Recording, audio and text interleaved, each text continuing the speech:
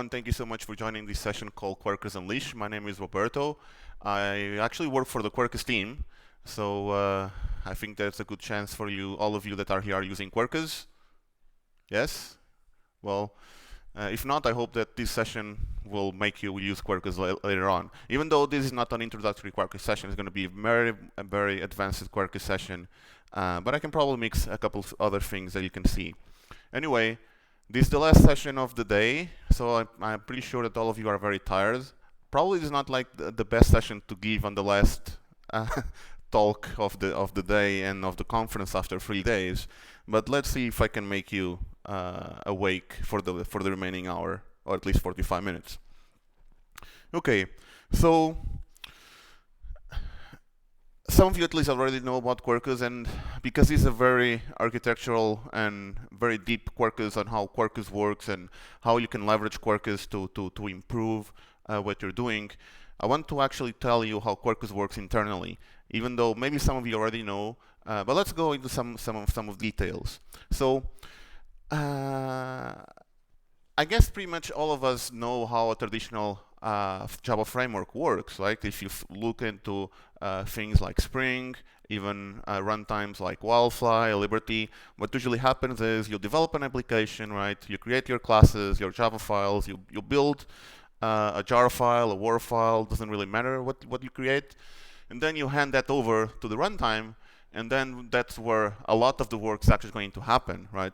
So the runtime is going to pick up whatever file you have, it's going to unpack that, it's going to run a couple of class path scans, it's going to search for services that are annotated, it's going to bootstrap whatever libraries you have on the app, it's going to create thread pools, it's going to create a lot of metadata. So there is a bunch of things that are happening when you start up the application.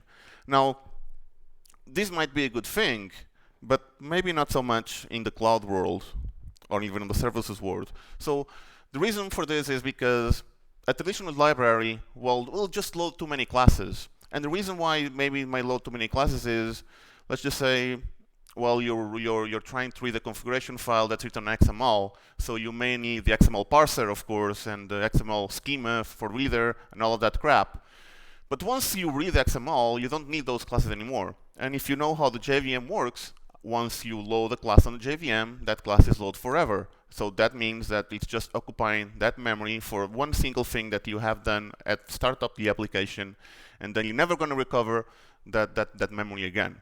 Now, if you think about in terms of XML that I was giving that example, that might not be very relevant because that maybe there's just only a few bytes or a few kbytes for that particular library. But now if you start thinking on everything that the runtime does, and if you start to add all of these together, then it may add to several megas. Now, another thing that the runtimes usually do there, well, they're very dynamic, and while we enjoy that, maybe some of the dynamism that we want is not really required, right? So let's just give you an example. How many of you have changed the database driver on a single app? One person, right? So I see one person. Now, we are paying a lot of the cost of being able to load all these classes that make database drivers dynamic so you can change them without having to recompile the app, right? But in practice, no one or really few people have done that. So we're paying like a huge price for something that you usually don't do. So wouldn't it just better to just recompile the app with the drivers that you want to change? Probably that's a better alternative.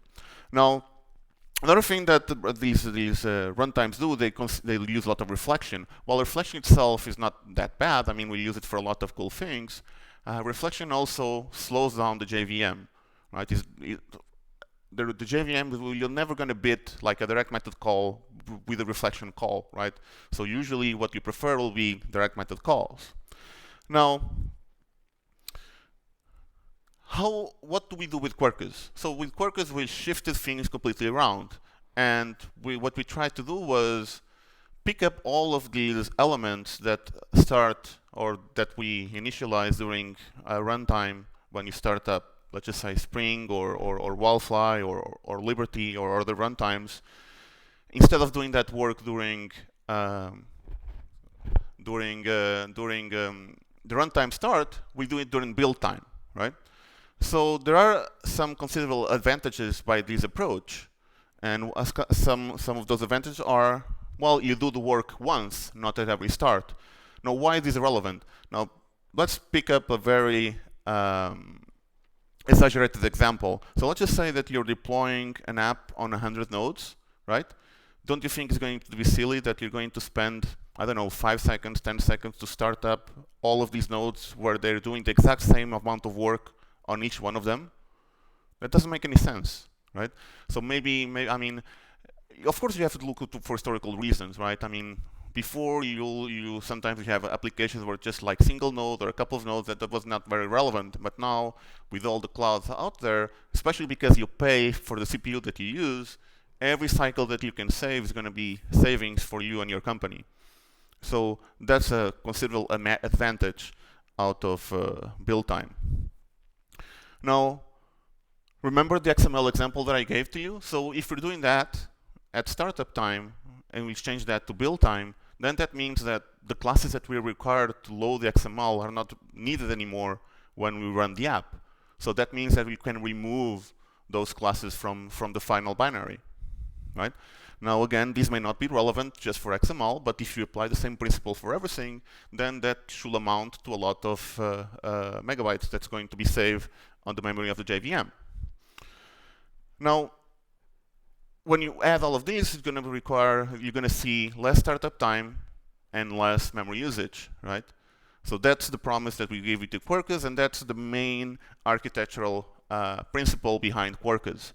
We try to push as much as possible from the runtime to the build time, and when Quarkus starts, a lot of the work that was required has already been done, so we start very fast and we use less memory. Now, another motivation that led us to this path was because of native image. So native image, and I'm going to talk a little bit more about that in some of the other slides. So native image, there are a few restrictions that you have, but these optimizations not only are required for native image, they're also going to optimize and they're also going to benefit a regular JVM environment. So Quarkus has both a good performance on both memory and CPU in both hotspot or any other JVM distribution, and also GraalVM. Now, one of the interesting things about doing this kind of architecture was it unlocked a couple of small perks that actually turn into big perks, right? So one of the things that people enjoy about Quarkus is hot reloading, right? So hot reloading means you start up a Quarkus app, you can change whatever code you want on the Quarkus app, and Quarkus instantly reloads everything together. And one of the reasons why we're able to do this is because we have this approach of building everything that we need during compilation time. So we can easily find what are the classes that you change, and then we'll just reload them, and then you don't have to recompile or restart the app. Another cool thing is because we do a lot of these things on build time, we are able to collect a lot of information from the application. So, and that includes something that we call dev services. So dev services is something that we start components like databases solely by just looking on what you have on the app. For instance, if you have a driver that's connecting to a Postgres database and we're not able to find a connection to a valid Postgres database, we start one for you. And the reason why we're able to do this is because we are able to collect that information from analyzing the application when we're building it. Another one that I really enjoy is runtime.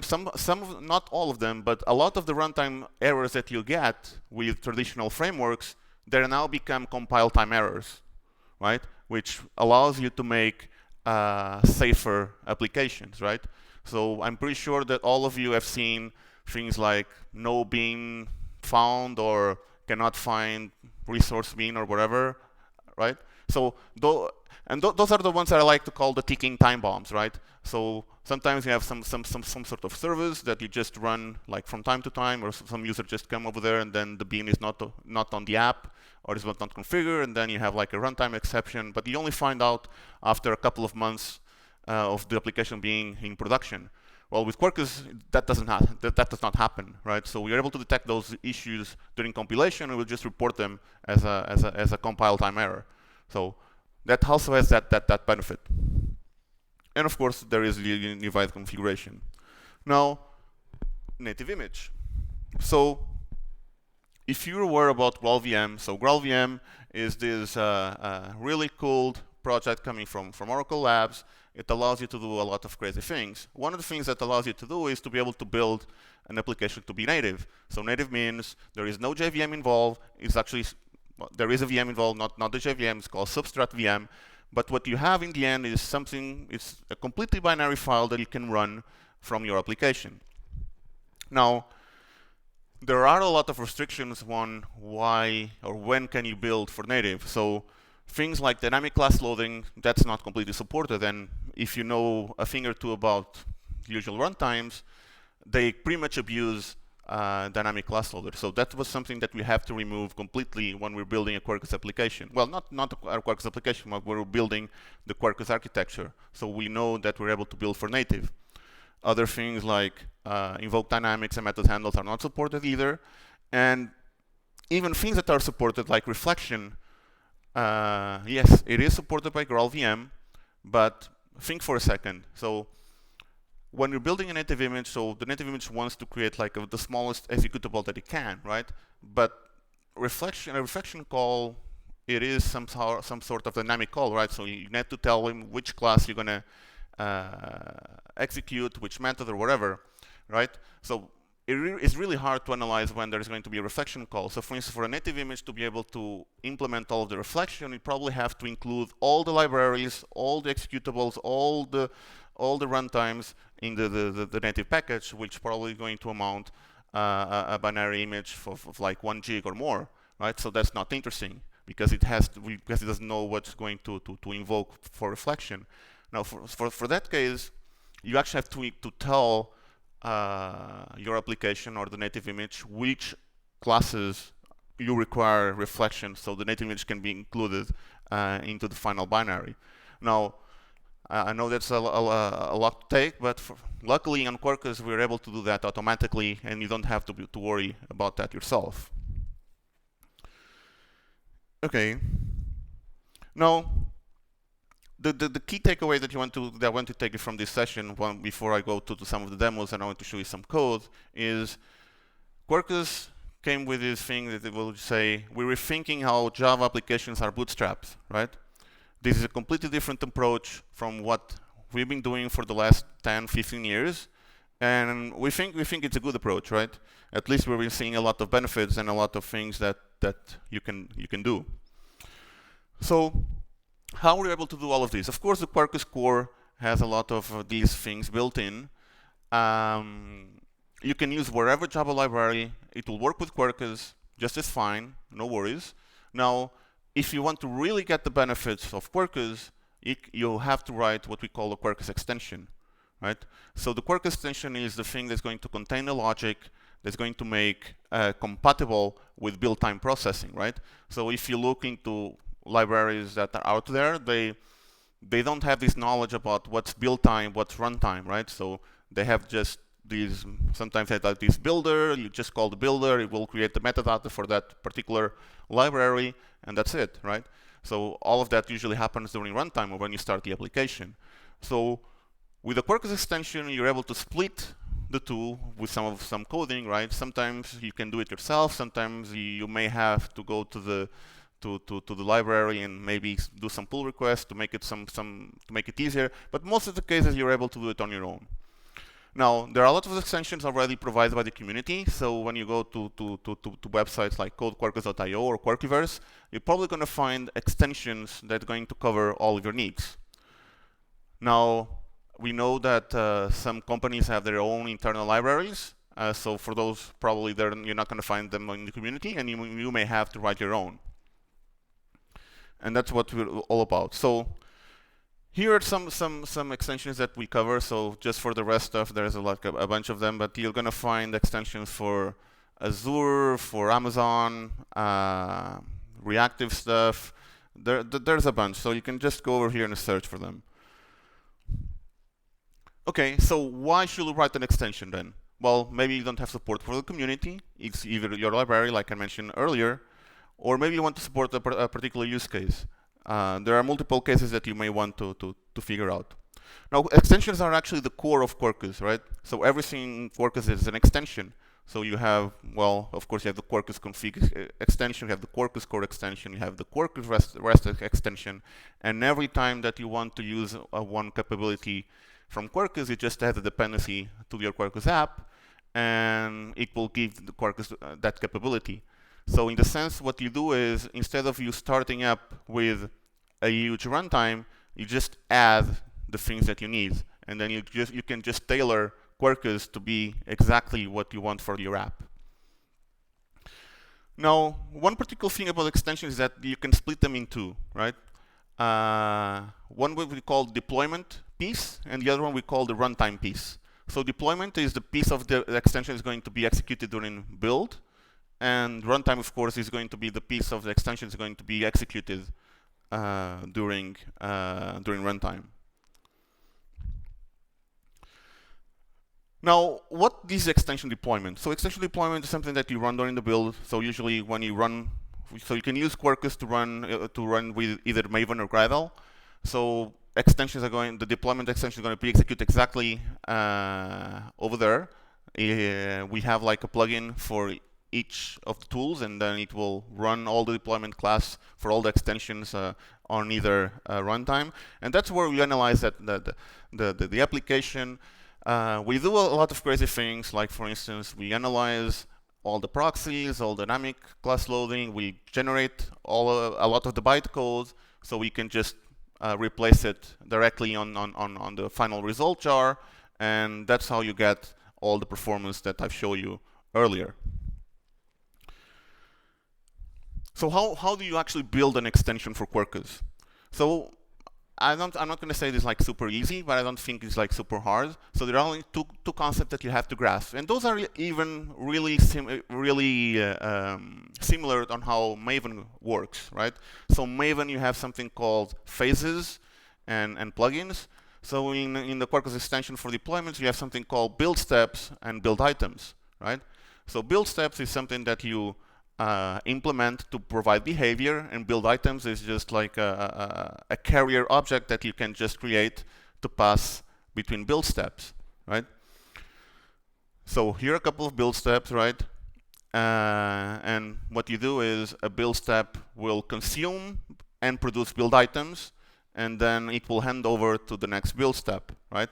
So Quarkus is actually able to figure out all dependencies between the build steps and the build items, and will just run them for you. You don't have to worry about that. Of course, you cannot do things like circular dependency between those, but we also detect these cases and we'll report them back to you. So in this particular case, what you see is we just order all the build steps. The build items are just going to be created and just going to be passed from build step to build step until you get the final binary. So these are just a couple examples. Well, I want to show you some of the code next. It's probably going to be easier. Now, there's already a lot of build items that you can use, right? So those are provided by Quarkus, and those can be used to create additional beans, to generate bytecode if you want. There's a bunch of them. So you go to this website on the Quarkus.io page. It's called Build All Build Items, I believe, and you just search if there is something there that can help you. If not, you can create your own. It's very easy to create one. Now, the extension deployments also have a couple of extra things. So one is what we call the class path index, which is backed up with something called Gendex. So one of the things that we notice on the runtimes, on all the runtimes, is that each library has its own class path scanning. So for instance, Hibernate, it can either work on a framework or can work standalone. So they have to implement a class path scan. Vertex, exact same thing. REST is the exact same thing. So sometimes some of the runtimes, they actually do multiple scans to the class path to search for their stuff, right? So that, of course, makes things slower. With Quarkus, what we did is we create a dictionary with all the things that we discover during the build, and then instead of doing class path scanning, well, we just do it once. You query the dictionary directly instead of having to scan the class path again. And that dictionary contains everything that you can imagine to find what you need. So things like which classes have this annotation, which classes implement this method, or which classes implement this interface. Tell me the subclasses of this class. So it creates a lot of other things. It also contains what we call the bytecode recorders. So the bytecode recorder is not something that you have to deal with, but one of the things that we do is when you want to pass in behavior between what you do in build time and the runtime application, you create what we call a recorder, and what the recorder will do is we're just going to record whatever object or metadata that you have that you want to pass to the runtime. So this is probably a little bit tricky to explain, but when you see in the code, it's going to be very easy. And what happens over there is, well, when you do the recording, we'll just what we do is we'll serialize that object, right, as bytecode, and then when Quarkus starts up, we will just read that object again, and it's ready to use. So for instance, think about the Abonniere metadata, or the XML file that was giving you an example earlier. So that can be recorded into Quarkus memory when it's doing the build, and then when you start it up, instead of having to read XML, it already has all the objects created, so you don't have to go for the entire reading again. So that's an example of what bytecode recorders do. It also contains the GraalVM configuration. So sometimes you have to do changes on your library to be able to build for native, and some things require sometimes really tricky things to do. Maybe you have to replace some methods, substitute some code, and that's able to do with GraalVM. And I'm going to show a couple of things on how you can do that. So then you have the extension runtime. So the extension runtime is really straightforward.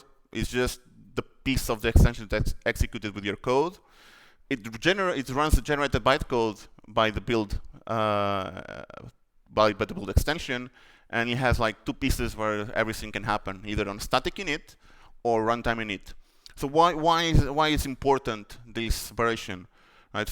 When you're running on JVM mode, there is no particular difference, right? So static init is where usually when you have like a static block, that's where things get executed, right? When you're doing runtime init is after all the static blocks. Now, on JVM, this is not very relevant, but for well, it is, but to make it a little easier to explain, this is more relevant when you're building for native, right? Because when you're building for native, all the static blocks are actually going to be executed during build time of the native image, right? That does not happen when you're building that for the JVM. And then when you start the native image, then the runtime also gets executed. So the difference is when you run the JVM, static blocks are executed, and then the runtime blocks are executed. When you're running native, when you build, static blocks are executed, and then runtime is executed when you run the image. So that's a considerable difference. Sometimes you have to have that in mind when you're creating the app. So this was a lot of theory. Let's try to do some code here, so make things a little bit easier. So to create an extension in Quarkus, you just use the archetype of Maven. Just use the Quarkus Maven plugin, create extension. We'll just create the entire structure for that. I'm not going to run this. I'm just going to pick up a project that I have over here. And let's just put this a little bit bigger, I guess.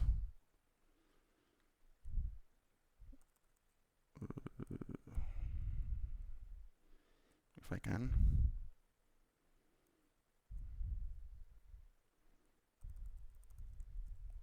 Strange. Okay, there you go. So let's not look into the extension yet. I'm just going to show you here. So this is a library. So this is just like a simple library that I just wrote. It has like this library builder. Let's just say this is a piece of code that library has, and it's going to create a very expensive call to the code to create the library, right? So you see there is like a couple of, this is only like a sleep of 5 seconds, right? And then when you call the builder, then okay, I have an instance of my library that I can call, say hello, right? So if I go here to an application and I go here to my main method, right? So there's nothing really fancy happening over here. It's just calling library builder.build and then calling say hello. So if I run this, what you'll think is going to happen, right? So it's going to take a long time, right? So because it's just going to take that 5 seconds just to give me that response back, right? So I can actually optimize all of this with Quarkus. So now I have here a deployment module and a runtime module that was created by the archetype plugin. So if I look here, I've created what we call a build item, right? And I have to extend what we call the simple build item. So it's just to tell Quarkus that this is a build item. It's going to be propagated across the build steps. And you notice I put here a library. So it's going to carry the instance of the library across Quarkus, right? So now I can come here to my processor. I mean, those names, you can be whatever you want. There is no really convention on the names. You just, for the build steps, you just have to extend that class. And for build items, you just have to extend that class. And then for build steps, you just have this annotation. And Quarkus will automatically pick all of that. So now if you notice over here, what I did was, well, I created a build step called library, and I say this is going to produce a build item called library build item. And if you notice over here is I'm saying library.produce, so it's coming from this build producer, nothing really fancy. And I'm creating the library over here, right? So I'm saying new library.build. And now you get an instance of library inside my build item. And now you get to the recorder part. So there is nothing really fancy here. The recorder part is going to consume the library, right? So it's going to carry the instance of library to my recorder. And then what I have over here is just the annotation say, please record this bytecode that's going to be generated by this new instance of the library on static init, right?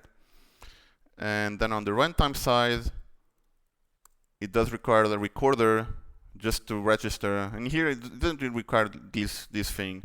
It's just that I created like an application scope producer to hold my recorder so I can inject it. So then you can actually do additional things that library won't do, right? So this was not like a CDI library, but I just created like a CDI bean over here to keep the instance of the library. And then what I'm doing here on the recorder is, well, I'll just pick up the library that I created during build time and then register that so then I can use it. So, but I didn't really require that, just to make it a little more fun. Okay, so let's run this and see how that works. So here I'm on my application, right? Okay. So I'm going to run this with Quarkus Dev. And let's see how much does that take to start. So actually, I also have here on the application side of Quarkus over here. So I just created like a REST endpoint, and I can just do a curl. And while you get, let me just remove that V. Well, you get the hello, that's fine. But you notice that, well, Quarkus did start in 6 seconds. So it seems that the library is consuming the time out of Quarkus. And that's actually true, because when I run Quarkus Dev, Quarkus is not only going to run, not only doing the runtime, but also going to have to do the build portion of the app. So until now, we didn't save anything, right? But let's run this on JVM mode, right? So I'll say Java, target, Quarkus, run. And now you notice Quarkus only started in like 1 second, right? So what you actually seen over here was we are now, and if let me just curl this again, and there you go. So now you get in the exact same behavior that you had before from the library. But the difference here is, well, you didn't have the saving on the expensive price that you paid on the library, because of course on Quarkus Dev you have to build, Quarkus Dev is going to build the app again, so you're going to have to pay that price. But now I'm running on JVM mode. Quarkus already built the app, it already built the jar, already paid the price. So if I actually put here a couple of prints, I believe. On the producer, no, actually the prints are on the library when it's being done on the builder. There you go. So let me just do MVN package. So let me just clean, so it's just detect the changes. So now it's building the app, right? And now you see on the log it's creating the library. That's being done during compilation time. And now the library is being created, so now it's part of the Quarkus app. Now, then for that reason, when you run this, then you don't have to pay that price anymore. So that's one of the things that you can do with the extensions. And so this is the exact same principle that we apply to all the extensions that we provide with Quarkus.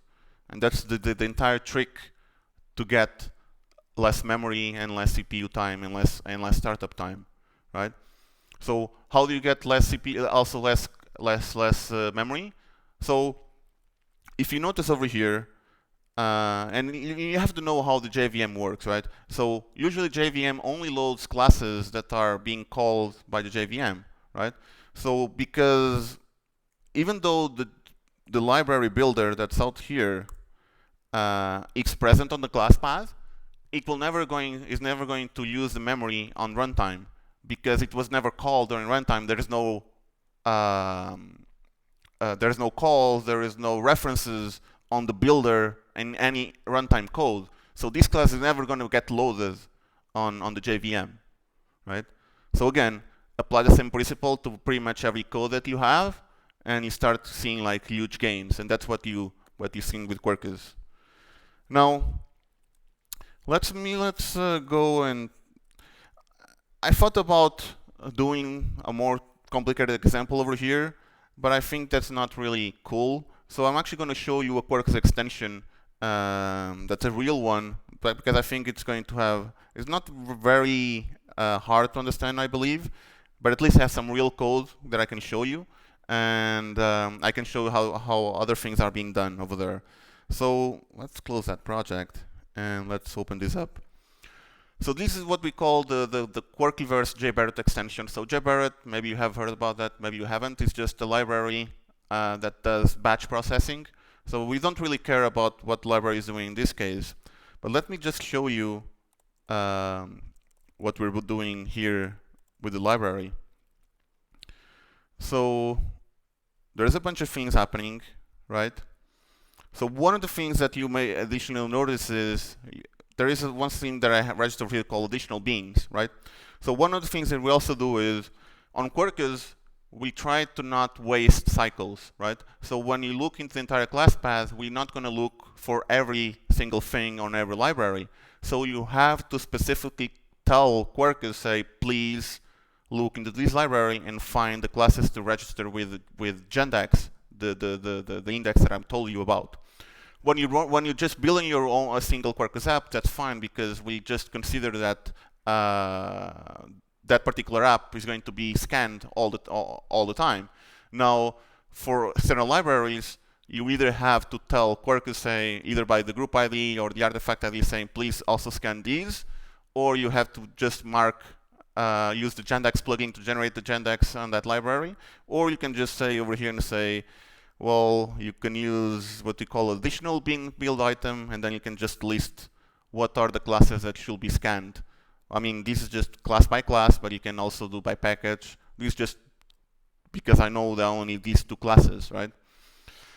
And but the part that I want to show you over here is, okay, there you go. So one of the things that this library does is if you go here and see some tests, right? I'm not going to pretend that you know about JBarrett because or JBatch. Anyone here heard about JBatch before? Well, just a few. Well, doesn't really matter. But what matters is the principle. So what you have is these really pesky XMLs that you have to implement to tell you, well, I want to create this step and I want to execute this code on a batch process, right? And as you know, I mean, these XMLs are not going to change, right? When you build the app. So one of the things that we do over here is, on that processor side is, well, we scan the class path, we load those XML files, and we create what we called, well, the metadata job that the library produces, right? And we do the exact same thing that we have done with library, but in this case applies to the job of that library, right? So this means that when we start Quarkus, it doesn't have to do this job all over again. It doesn't have to read that XML, create all that metadata, and start all over again. And remember, when I mentioned when you have multiple nodes that you're going to have to do these on all the nodes all the time. So with Quarkus, it doesn't work that way. So we just do it that one single time, and then we just hand over this job metadata to the recorder. It records all the information of that object, and then when Quarkus starts up, we're just going to restore that object, and then you're good to go. So that's the principle on how Quarkus does. And as you can see, I mean, because you're probably seeing this, I mean, you're seeing this for the first time, you may say that this is a little bit tricky to implement. But I mean, after 10 or 15 minutes, it's going to sound a little more natural, right? And so it pretty much works this way. And now it's just a combination of just adding multiple build items that is going to generate data that you're going to pass around, right, on all build steps. So if you have other extensions, you can also contribute stuff to other extensions, and other extensions can contribute stuff to your own extension. So what it does is when Quarkus starts, it will just look to all the extensions, all the build items, all the steps, and it will just execute everything that's out there. And this one is interesting. So this, for instance, for the native image, right?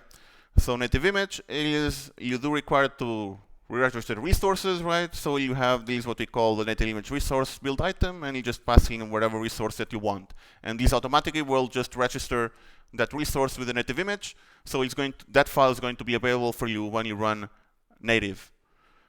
So there's a bunch of other things. I mean, there's a bunch of other code over here.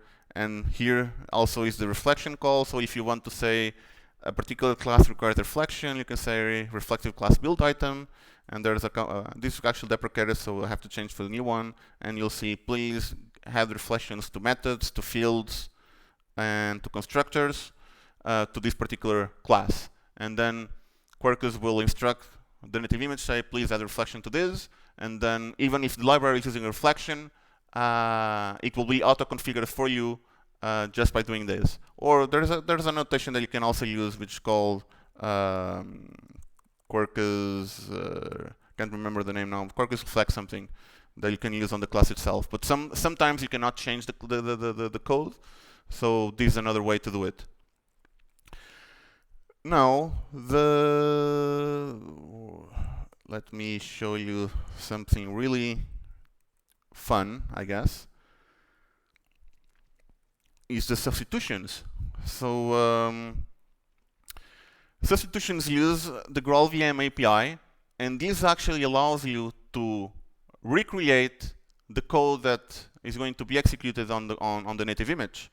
So when I was first looking into this, I found it really tricky, but now it's already more natural to me. Especially, it will be awesome if this was also available to be used on the JVM at the JVM level, but unfortunately, it's only for the native image.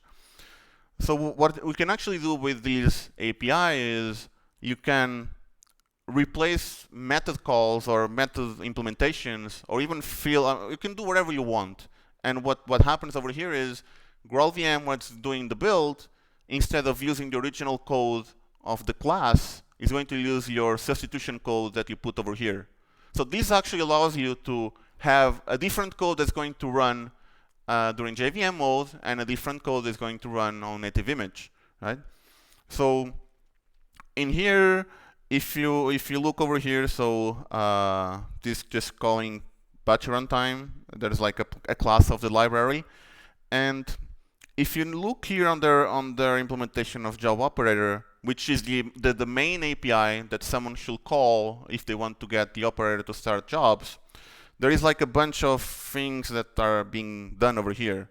Especially, it's calling things to service loader. It's like loading classes, just like doing a lot of stuff. But remember, I already did a lot of this work during build time, right? I already have an instance of this, so I don't have to rerun all of this code.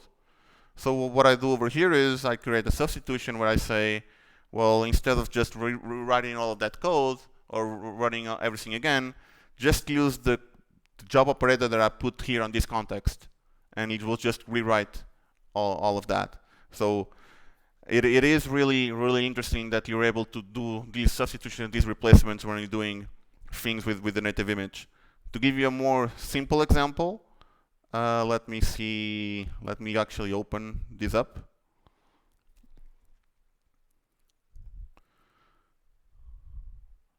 Okay. So it's very common that you're gonna have things like load classes on your libraries and things like that, right? So sometimes you're gonna get like class not found exceptions, but usually in Quarkus you don't get that because we generate everything during build. So instead of just giving an error, we can just return null and let Quarkus handle this, right? Or we can just say on this method, which is a defined class, which usually what it does is calls the class loader, calls the method handle, it creates like the bytecode to create the class on the fly, but we know that's not supported at the native image, so we just come here and say, please return null, right? So you can do like very crazy things about with the GraalVM API and replace all of that. So we have like 4 minutes left. I don't want to overburden way more. I want to keep some time for questions if we have some. I hope this was not too boring. I know this was like very, very deep. Especially, I know that a lot of Quarkus developers are not. They don't have to deal with this complexity, especially because there's a lot of extensions out there. But if you think that you need an extension for yourself, if you want to take some of the benefits that I show you by doing things during build time, then you can write an extension to do that. So thank you so much for joining me now, and I'm open for questions if you have them. Over there, I think? No? Okay, if there are no questions, I'll let you go 3 minutes earlier, and then we can go rest and have some beers. Oh, sorry, there's a question over there. Sorry? Yeah, so Micronaut, I mean, I love Micronaut. I think that it's really great to see other technologies like Micronaut, now Spring Boot with native and Halidon, which pretty much took like different approaches to these problems. So for instance, Micronaut, at least the last time I saw, they use a different approach. They use annotation processors as a compiler to do similar things that we're doing over here. In our case, what we do is we call a process we call augmentation, which is we'll still let the compiler compile all the stuff, and then we run our stuff on top of the compiler. So there are some pros and cons between one or the other. The thing is, for instance, one of the issues with the annotation processor is really, really hard to work with the annotation processor API, right? So that's why we created this extension API, which it's easier for you to, because you'll basically just use the libraries API, and when you're doing annotation processing, you can, because you're still compiling, right? You don't have the classes references to be able to reference them. So you have to use like strings and or some other fancy stuff to be able to do that. With this extension API is a little bit different. So if we believe this is at least more developer friendly.